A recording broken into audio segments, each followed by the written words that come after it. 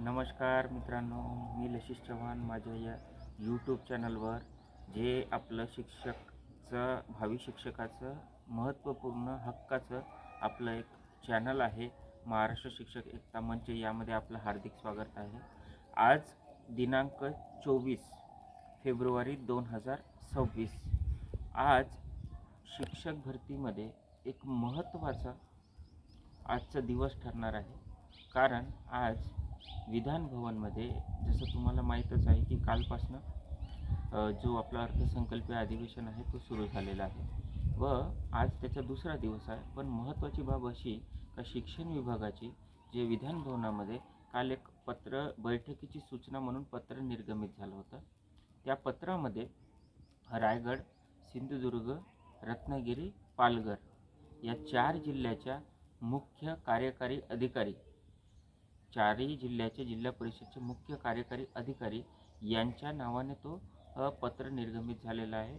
आणि त्यामध्ये माननीय शिक्षण मंत्री जे या बैठकीचे अध्यक्ष राहणार आहे, त्यांच्यासाठी जे 4ही जिल्हा परिषदचे जे CEO आहे त्यांना तिथं विधान भवनामध्ये दुपारी 1 वाजता बैठकीत बनवण्यासाठी आमंत्रित केलेलं आहे.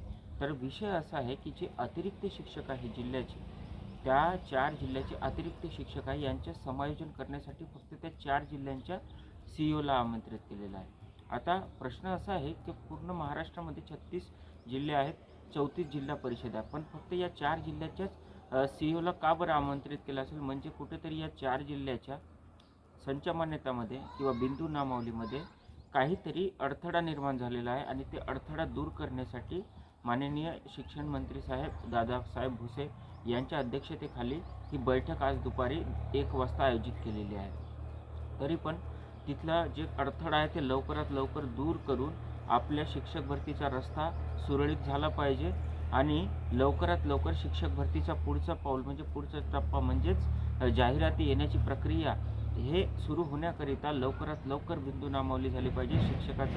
अतिरिक्त शिक्षकाचं समायोजन झालं पाहिजे. आता या अर्थसंकल्पीय अधिवेशनामध्ये नक्कीच आपले निवेदनं जे आहेत, जे महत्त्वाचे आमदार साहेब आहेत, जसं विजयभाऊ वडेट्टीवार साहेब आहेत, तसंच आपले नानाभाऊ पटोले साहेब आहेत, सोबतच भास्करराव जाधव साहेब आहेत, त्यासोबतच मनोज कायंदे साहेब आहेत, यांच्यापर्यंत आमचे निवेदने पोहोचले. याच्या व्यतिरिक्तसुद्धा इतरही आमदारांपर्यंत आपले जे निवेदन आहे ते 10 मुद्द्यांचं निवेदन आहे ते पोहोचलेलं आहे.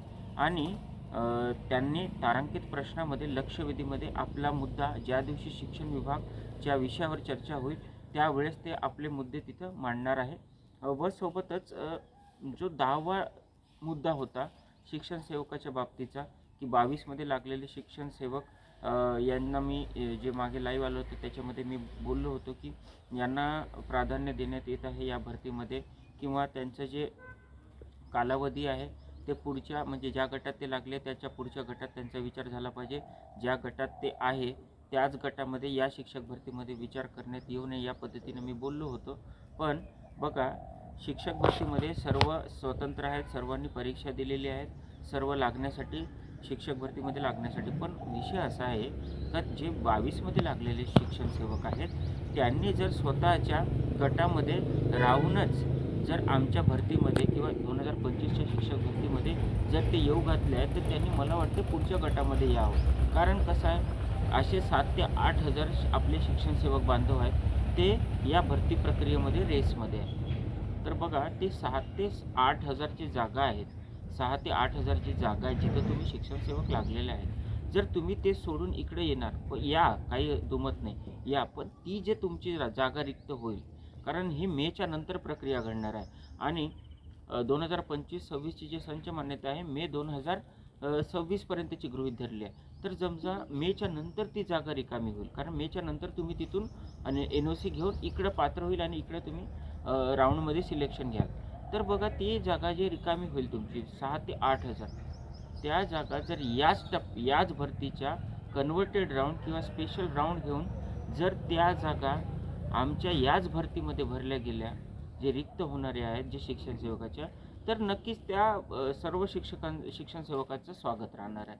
पण जर त्या जागा पुढच्या शिक्षक भरतीमध्ये भरू अशा पद्धतीने जर विचार शिक्षण विभागाने केलं असेल तर कुठंतरी तिथे 6 ते 8 हजार जे रिक्त होणाऱ्या जागा तिथं विद्यार्थ्यांचं नुकसान होणार, कारण त्यांना शिक्षक मिळणार नाही. कारण ते बिंदू मेच्या नंतर रिक्त ठरणार आहे जेव्हा तुम्ही या भरतीत येणार. तर याचाच विचार करून आम्ही तो मुद्दा त्याच्यामध्ये घेतलेला आहे का एक तर तुम्ही तो जो जागा आहे रिक्त होणाऱ्या त्या सगळ्या जागा कन्व्हर्टेड राहून पहिल्या टप्प्यामध्येच त्या रिक्त पदे याच टप्प्यात भराव्या किंवा या भरतीतच भराव्या, किंवा मग त्यांना पुढच्या याच्यामध्ये संधी द्यावी, म्हणजे पुढच्या गटामध्ये संधी द्यावी. त्याच गटात संधी देत असाल तर स्वागत आहे, पण ती जी रिक्त होणारी जागा आहे ती याच शिक्षक भरतीमध्ये भरावी, अशी माझी इच्छा आहे व माझ्या संघटनेची तीच मागणी होती. आम्हाला शिक्षण सेवकांच्या विरोधामध्ये आम्हाला काही असा आमचा म्हणजे मुद्दा नव्हता. फक्त ही जो विषय आहे 6 ते 8 हजार जागा ज्या रिक्त होणार आहे तिथं काहीतरी नियम लावून त्या जागा याच भरतीमध्ये भरण्यात याव्या एवढी आमची अपेक्षा आहे. त्यामुळे जर कोणी शिक्षण सेवक बांधव माझ्या या लाईव्हमध्ये जर दुखावलं असेल तर त्यांची दिलगिरी व्यक्त करतो मी. पण नक्कीच शिक्षण सेवक बांधवांनी पण हा विचार केला पाहिजे. तुम्ही आता ज्या शाळेमध्ये आहे ते शाळा तुम्ही जर सोडले तिथून आणि दुसरीकडे लागले तर त्या शाळेत जर शिक्षक मिळाला नाही तर विद्यार्थ्यांचं नुकसान होणार नाही, याचासुद्धा तुम्ही स्वतः विचार करा.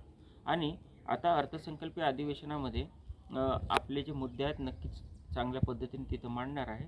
व अर्थसंकल्पीय अधिवेशन काळामध्ये ज्या कोणत्या संघटना आहेत शिक्षक भरतीच्या संदर्भात ते जर आंदोलन मोर्चा किंवा कुठेही तिथं मुंबई किंवा पुण्यामध्ये जर ते उपोषण किंवा कोणतंही असं शिक्षक भरतीच्या महत्त्वाच्या मुद्द्याच्या उद्देशाने करत असेल तर त्यांनासुद्धा आपल्या या संघटनेच्या माध्यमातून जाहीर पाठिंबा आपण देत आहोत. व नक्कीच जर मी त्यावेळेस माझी संघटनेची जे टीम आहे जे लोक नाही का त्यावेळेस खाली राहतील किंवा त्यावेळेस कोणी कामावर नसेल तर नक्कीच त्या आंदोलनाला भेटसुद्धा आम्ही देऊ व तुमचा ऊर्जा द्विगुणित करू. आणि या व्यतिरिक्त जे पुढची माहिती आहे नेक्स्ट व्हिडिओमध्ये आपण घेऊ. धन्यवाद.